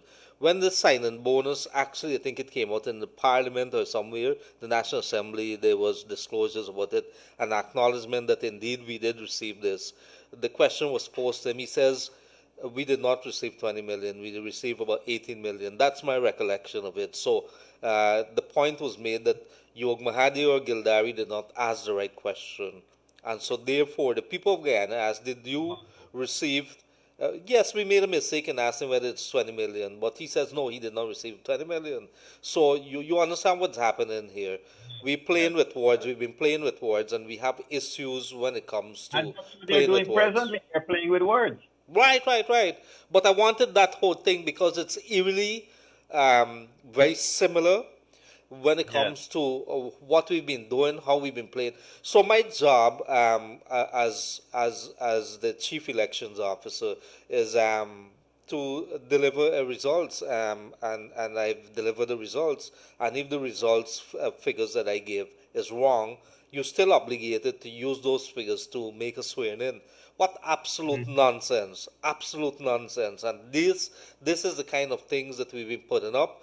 We have had a government who are like kings and queens and princes who've been running this country and forcing the people to take whatever they dish out to them. Well, let's see how this goes. Correct. I agree with you. And it shows every passing day that they continue to have they continue to have the words, playing the game of words, the war of words. You remember Granger would have said, oh, I don't instruct GCOM. We don't interfere with GCOM. Yes, and yet it was his own political party that come up with one challenge after the other to GCOM, right? So, Leonard, and the intention here is to obviously obfuscate, obviously to pull a wool over people's eyes. And if you recall, they said that money was stored overseas so that they could use it to pay for the border case. I believe that was another excuse that was made. One thing after the other, Leonard, and they have been hiding. I want everybody to remember that one of the first former ministers of Guyana, nobody has congratulated Granger, not a single person has congratulated Granger. Guess who did? The same lady who signed Mingo's fraudulent declaration. That same person has congratulated him. Guess who set up no AFC1? The Guyana RAG using taxpayers' money to make false, misleading, criminally misleading headlines, Leonard. That thing there is insightful. And somehow or the other, we need to take these people to the court to ensure the board, whoever forms the board of the Guyana RAG, also known as the Guyana Chronicle at this stage, they have to be taken we got to seek some court action against them, because they are inciting people across this country with their false narrative, with pushing that kind of thing. They're putting on their headlines that APNU AFC has won, knowing that the truth is far away from that.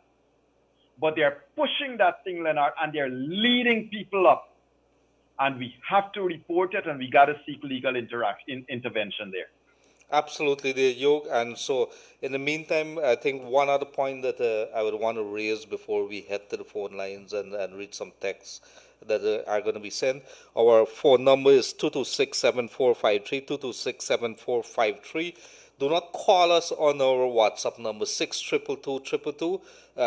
That is because we only taking texts on that. I've seen every day that people are calling on that. We don't have any kind of any way that we could probably play it and hear it very clear. It's not going to be very clear. So call us on 226-7453. We're trying to get some other lines. Of course, GT&T is not the best of service. We need to have a little more competition there. And so, Yog, it is Monday, July the 13th, 133 days since we would have held elections, the March 2nd. And what we could tell you that is a meeting that is ongoing. I'm hearing some unconfirmed report, Yog, that maybe that Keith Lowenfield has been given some extra time, but I don't want to give my mouth too much liberty there. What we could do at this point in time is just give you a little roundup. So there's a motion that is on the table that GCOM Commission is considering at the moment. That's the sacking of Keith Lowenfield. It was widely expected that such a move would have been there. There would have been attempts on the coalition side to say that even if he is sacked, that the figures that the latest figures, the fifth edition of the figures that he would have submitted with regards to the declaration, it still stands. However, it was never considered by the commission and was not ratified, and as such, some legal mind says that even if Lowenfield would have mailed it, delivered by hand, or have it flown in by helicopter, it will not be accepted. It has to be ratified. It has to be discussed at the commission level. So Lowenfield has not, for all purpose and indication, not submitted a declaration. And in any case, from what the legal experts and Dr. Yog Mahadeo would have been saying, we're not likely to have any declarations today. We are awaiting some word from GCOM as to what are some of the discussions that they're having there. So, Yog, before we head to the phone lines, 226-7453, and of course send us a text, 62222. I'm going to probably ask you to wait in so we could head to those lines. Thank you. Well, Leonard, I mean, I think, if Lowenfield has to prepare his, and let me just thank one of our viewers online here that has made a right statement here. He has had opportunity to prepare the 5th edition. Now he will be given an opportunity to prepare the 6th edition.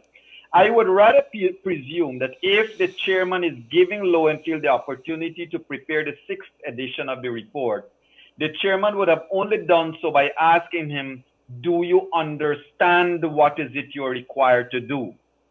Mm-hmm. And if he says, if he understands what is it he's required to do, then maybe he could go ahead and prepare his 6th iteration of those of the elections. However, Leonard, let me just quickly say something that is extremely important for our viewers and listeners. Earlier, I read a statement, part of a statement that would have come from Sir Hilary Beckles. Yes.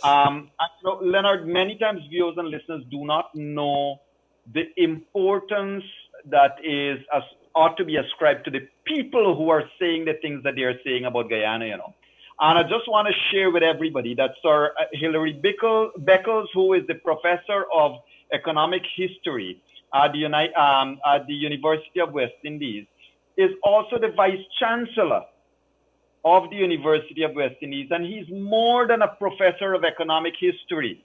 He is also the chair of the CARICOM committee that is seeking reparations for slavery and genocide. Wow. Genocide, something, as you know, genocide is something, reparations for slavery and genocide is something that has been on the front burner for a long, long time, Leonard. And here is a gentleman who has spoken out yet occupies such an important position. Now, when you look at these persons who have spoken out, when you look at we have had in the past, we have had Sir James, former Prime Minister of St. Vincent and Grenadines. We have had Sir Ronald Saunders, who, by the way, ladies and gentlemen, Sir Ronald Saunders he grew up in Guyana, he worked here, he has seen it, he has had enough experience, and he is an ambassador plenipotentiary. I'm getting a tongue twister. Plenipotentiary.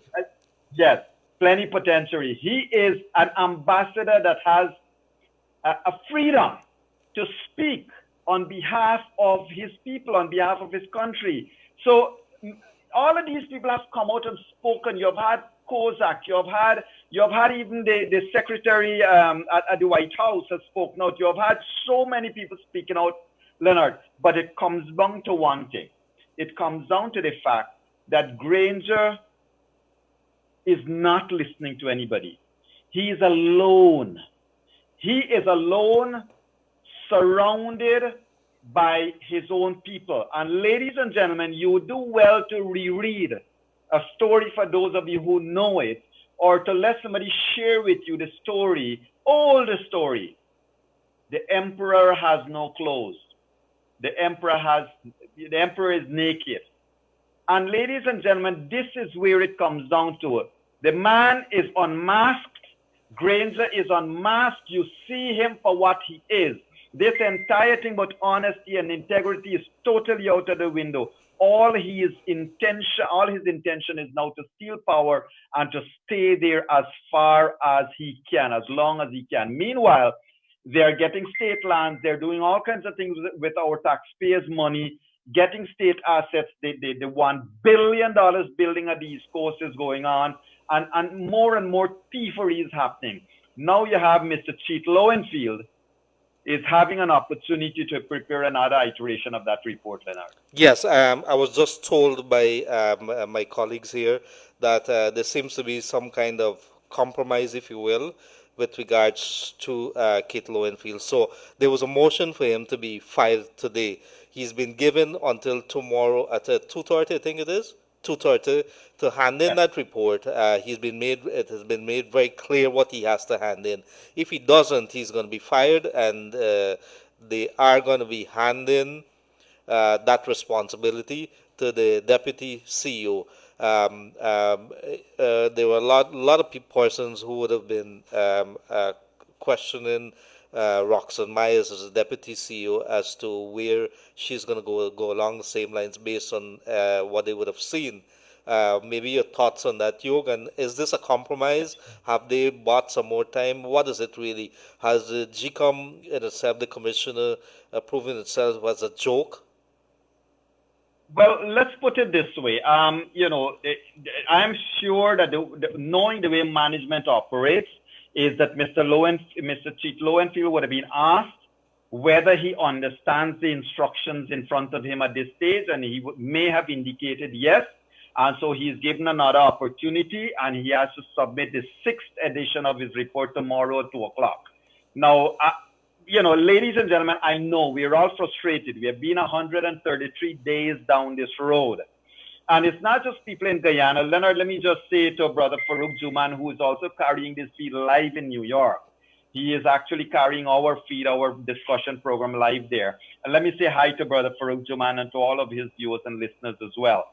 So the bottom line here, Leonard, is that, as you rightly say, people are uncomfortable given Myers and how the genesis to which, the background to which she got her position. But it is what it is, and it's another day. So tomorrow will be day 134.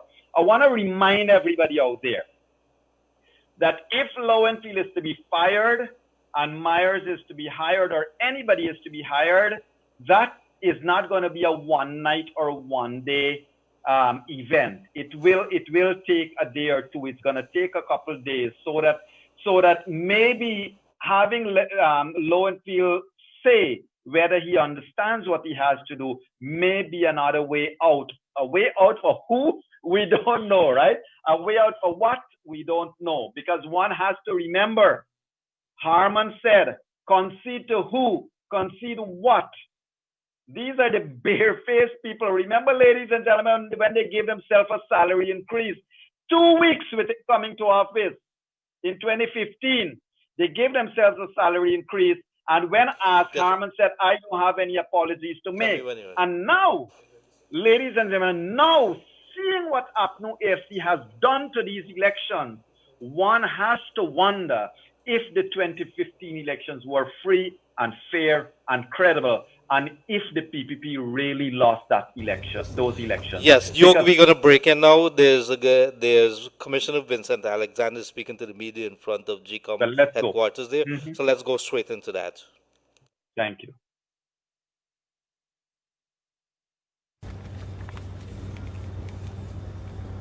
Summary and orders of the court. This is the CCJ's decision. It follows from all that is stated above that under the laws of Guyana, this court has jurisdiction to hear and determine the application of Mrs. Ali and Jagbio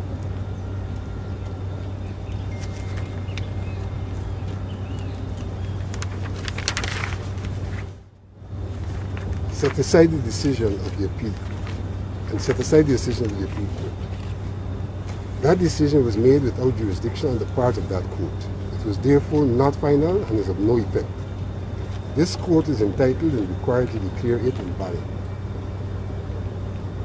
Logically, the report of 23rd June issued by the CEO, which was based on it, is similarly of no effect.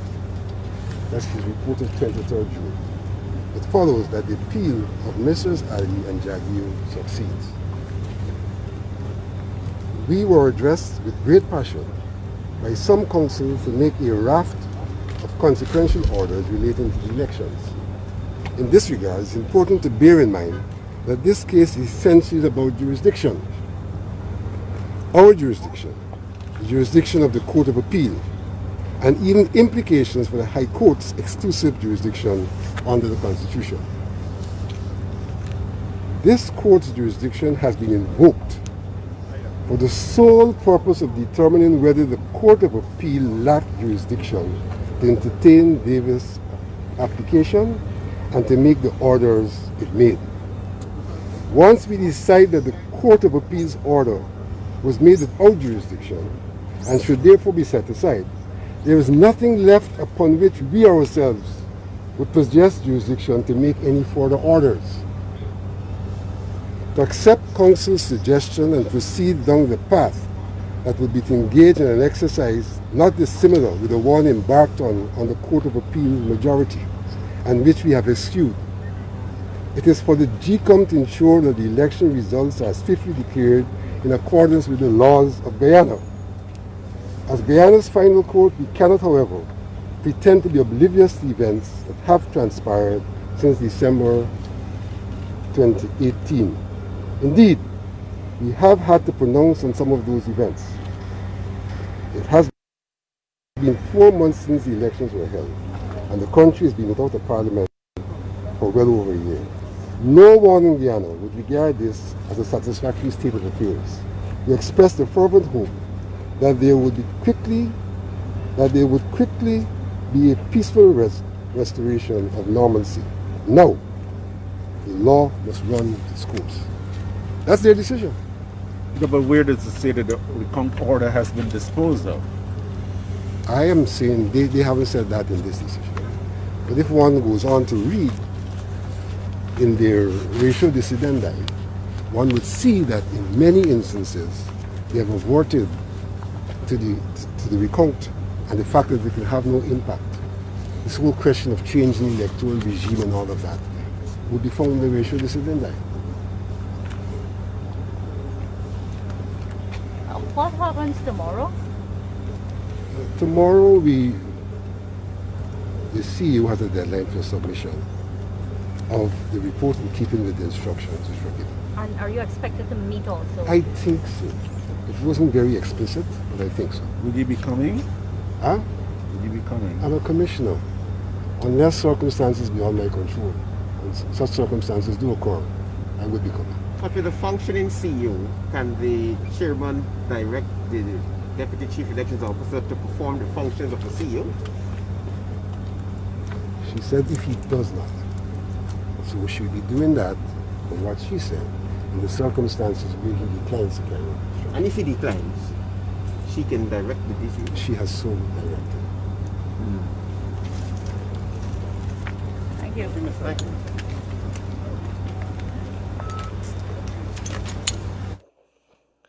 So we caught in there, that was Commissioner Vincent Alexander of the Guyana Elections Commissioner would have made some very startling statements, including the status of the recount as far as he is saying there.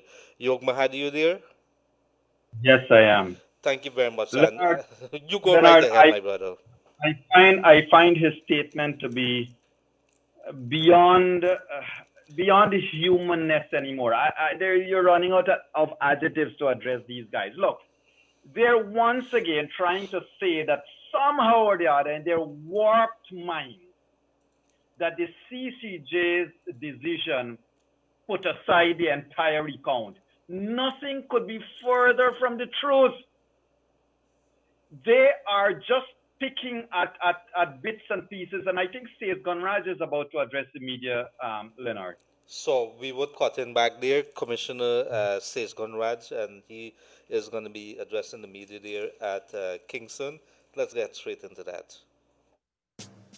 Is in clear and flagrant violation of very specific orders issued to him by the chairman on two occasions, on the 9th and on the 10th of July 2020 in written form. That notwithstanding, the chairman, after listening to everyone at around 12, adjourned the meeting to 2:30. Upon resuming, the chairman cited the CCJ judgment,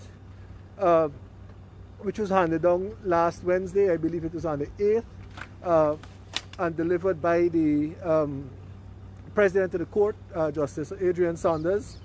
In that judgment, and she referred to reference in there as from the genesis of Order 60, the necessity for it, the circumstances under which that order was crafted, and the utility and execution of that order by the Commission. And then she made reference to the findings of the Court of Appeal, particularly the majority of the court, Justice Don Gregory and Justice Brassington Reynolds, in which they found that Order 60 had the effect of altering the Constitution. She referred to the CCJ judgment in which that assertion of Justices Gregory and Reynolds were struck down by the CCJ and set aside. And she emphasized as well that the Court of Appeal has in no way, shape or form, howsoever or wheresoever in that judgment set aside Section 60, its effect, or any aspect of it. Order 60, sorry. She proceeded to say that the March 13 declarations, which includes the fraudulent declaration by Claremont Mingo, the returning officer of Region 4, has been set aside and replaced by the recount tabulation certificates. That, I believe, is a very important finding and ruling of the chairman. And then, in relation to Article 177(2)(b), which speaks to the Commission acting upon a report from the CEO, she says she views the role of the CEO as not higher than the Commission, but to the exclusion of extraneous persons or bodies. And as a consequence, the Commission is not subservient to the CEO. The CEO, she reminded, the CEO has the responsibility, is answerable to the Commission, and as a consequence must follow the dictates of the Commission. And lastly, she referred to paragraph 24 of the summary of the CCJ ruling, which says that the recount results must be used for the purposes of ascertaining the final results or the final declarations for the March 2, 2020 regional general elections held in Guyana. In light of that, she has ordered the CEO to present a report to the Commission using the recount numbers by 2 p.m. tomorrow, 14th July 2020. Now, prior to that, that is the summary of what has happened. But in the discussions there was great advocacy by my colleagues on the other side for the use of the results, including the fraudulent Mingo results, which the world has spawned upon.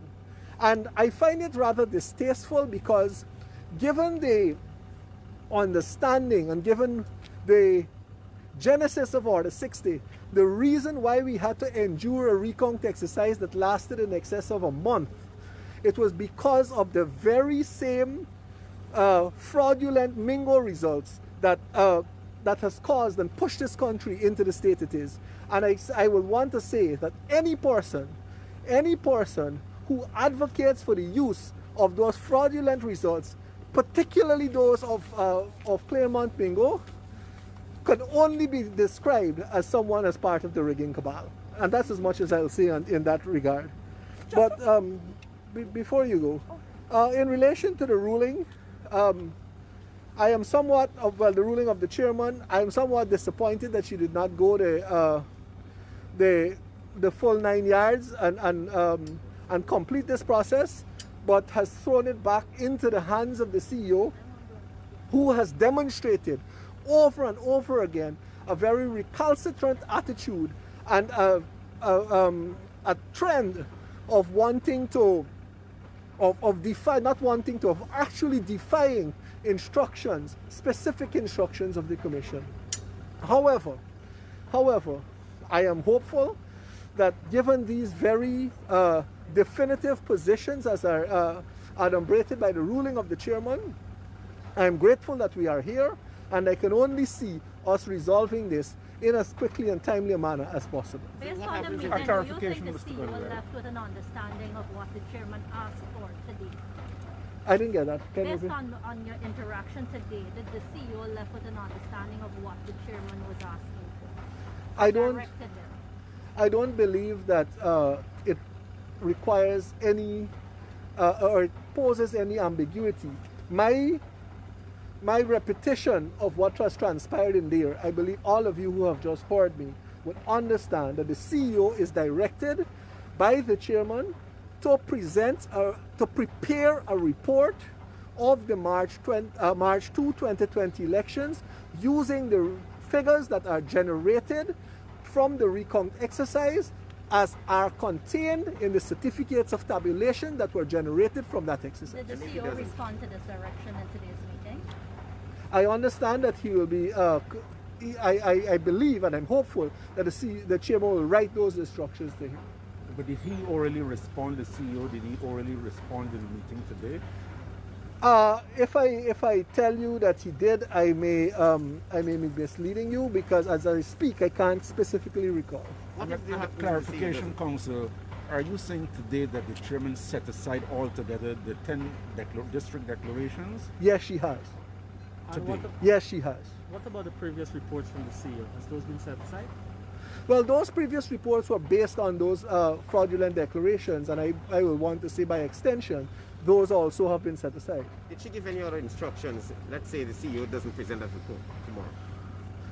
I understand some instructions were given to the DCO. She has not given instructions to anyone else. She has said as obiter dicta what she intends to do, but I will not rely on that. I will want to wait until I will want to wait and see what the CEO does. And let me say this publicly.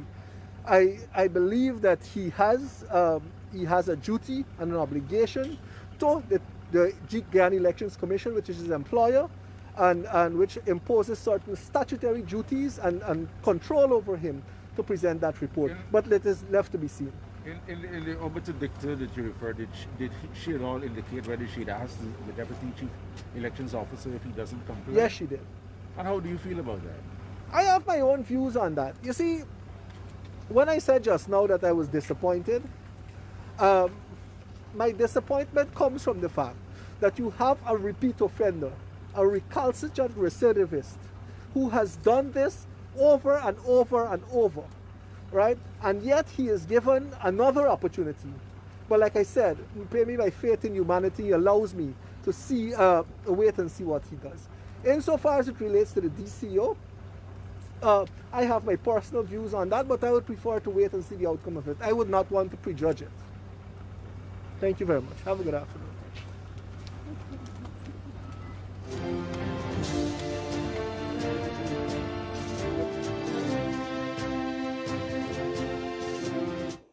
Thank you very much. And that would have been Commissioner says Gunraj speaking to the media there.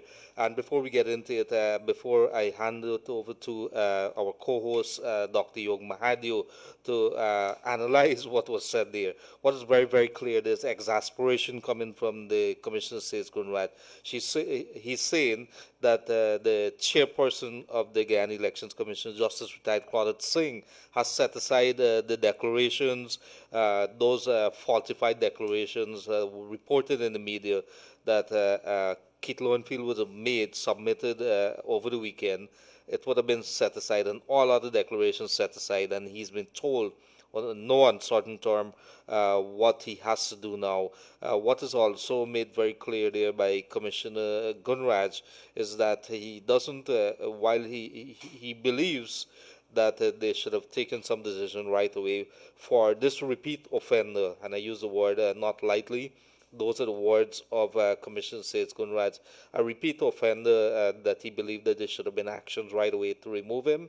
He's also a little nervous, and that's my word, with regards to the role of the Deputy Chief Elections Officer, Roxanne Myers, who would likely to be given this new role if Keith Lowenfield tomorrow submits the wrong figure again, which would be over the weekend he submitted some figures. They were falsified, wrong figures, incorrect figures, not in keeping with the recount that was done. Those are results, and he's been told now you're a creature of the commission, and therefore you don't go outside of that. I'm saying very clearly to you that you have to do that. So over to you, Yog, some analysis of what would have transpired, not only with regards to Gunraj, but Commissioner Vincent Alexander as well. Thank you, Leonard. It is clear that, that as we expected, the commission would have been facing some serious challenges where, the PNC team has been representing certain positions to the chairman. What I find hard to believe is that they keep on promulgating this notion that the CCJ set aside the entire recount and the entire Order 60. And as I said earlier, Leonard, nothing could be further from the truth. That is a falsity. It is a lie. I don't know how else to describe it other than it is a blatant lie. We all have copies of that CCJ decision. We could read it. And if you recall, that respected senior counsel, Mr. Anthony Astapan, dealt at length with paragraph 52 of that order, which these people have been using. So that's one. Two, says Gunraj, based on what he told the press, he would have expressed in that meeting his discomfort about, having this thing go on and on like this again, and having Lowenfield, given another chance. However, he has stopped short of disagreeing with it, and now we are looking at tomorrow as being the day that he will have to prepare and present his report number 6. Leonard, in passing, let me just acknowledge something that Mr. Vishram Patrick, one of our viewers, said on the chat page there. He said, ladies and gentlemen, please realize it's just 12 days to go for day number 156. And this was something that Lowenfield had put out at the beginning, 156 days. Well, we can look at it from all angles, but obviously there is greater stresses being played out by the ruling cabal, the dictatorship, to want to stretch this thing out as long as possible, Leonard.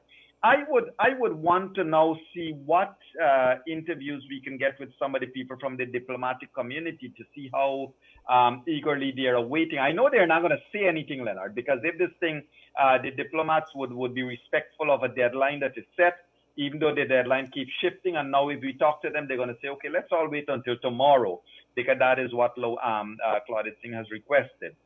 However, at the end of it, I'm happy that the chairman, notwithstanding, and this is probably the best note that has come out there, Leonard. Hear me out very clearly, ladies and gentlemen. This is the best thing that has been said today that has come out very clearly. One, that she has put aside, she has disregarded Lowenfield's 5 reports so far.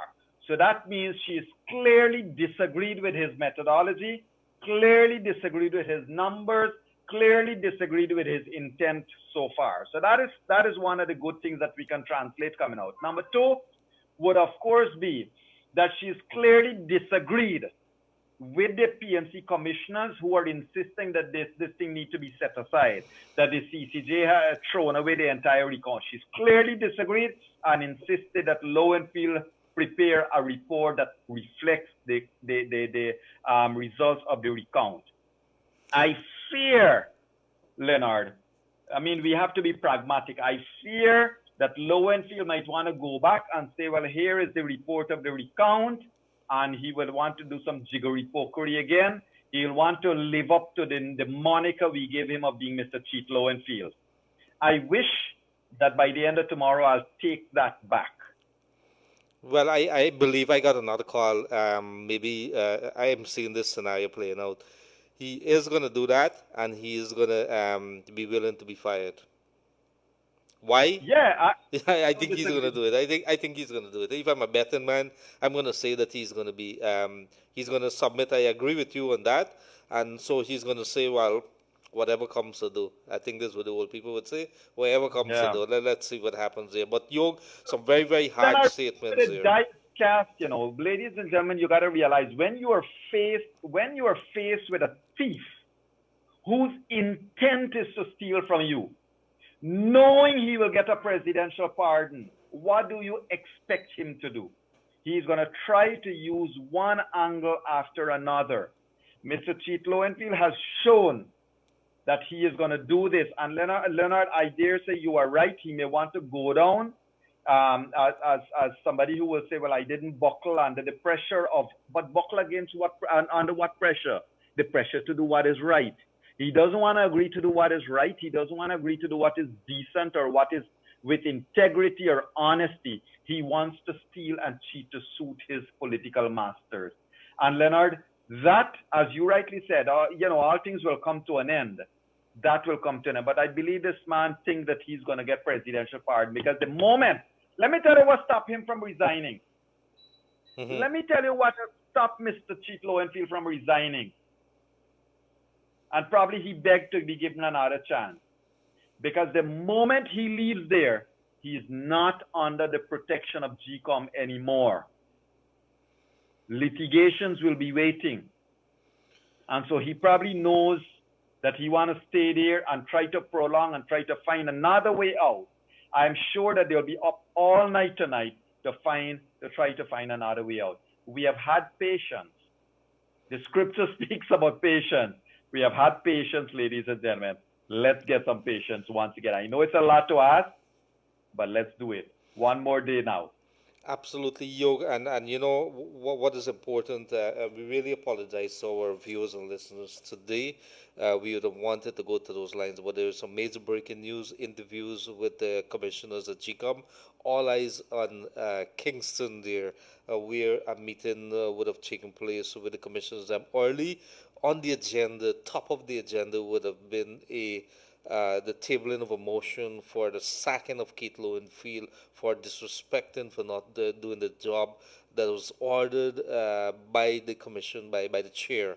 And so he did not again do that today. What he's done is that motion came up. He's given until 2 o'clock, 2:30 tomorrow to submit the report. It was made very clear that he is a creature of that commission, and therefore he has to do the result. This thing is a very simple thing. So he has a couple more hours in which to comply. If he does not do that, then based on the information that we are receiving coming out of the commissioner's mouth, is that the Deputy Chief Elections Officer, Roxanne Meyer, the task might be given to her. If that is indeed the case, then the opposition would have some headaches there, because they have raised concerns over the objectivity of Roxanne Myers. They have said that this is not Kaicho News or Kaicho Radio saying that. This is the opposition. They've said that so many times before. They believe that Roxanne Myers will walk the road that Keith Lowenfield has already walked, a very treacherous and dangerous road, because he is facing being sacked after more than 5 years at the helm as the chief for the Guyana Elections Commission. His job is on the line, and that is he's likely to lose that tomorrow, because he's if we're looking at the track record of the last couple of weeks, what has been coming out is his actions, then we could conclude very on a very strong grounds that we're standing on, that he's not going to comply, that he's going to present the figures that he believes that he wants to present, that would hand the coalition victory in contravention or in contradiction to the recount figures, and then he's going to pay the ultimate price for that, which is he's going to lose his job. And so that's where we're going to stand. Yeah, let me just echo what Sanjeev Datadin would have said, that it was good to see Vincent Alexander with a hard copy of the CCJ decision. And also, bottom line is that the CCJ decision said that GCOM must now ensure compliance with its order of 16th June. So if the CCJ, thank you for that, Mr. Datadin, if the CCJ says in its written order that GCOM must ensure compliance with its order of 16th June, then there is no way they can muddy those waters of the recount and its importance and its pertinence to the declaration of these elections. They cannot now go and say, well, the recount doesn't matter, which is obviously what they're trying to do. Just as an aside, Leonard, remember tonight we'll be having some more analytical discussions in room 592. Yes. And certainly we are hoping to have some more discussions on the twists and turns here, because remember, Lowenfield, if he cannot follow instructions, can be suspended or terminated, and somebody else takes his place. My feeling is that the man would now want to see himself terminated, because he would then have to face some legal action. So we'll see how that goes. But just to share with viewers and listeners, tonight we have two gentlemen from the Caribbean. One born, raised in Guyana,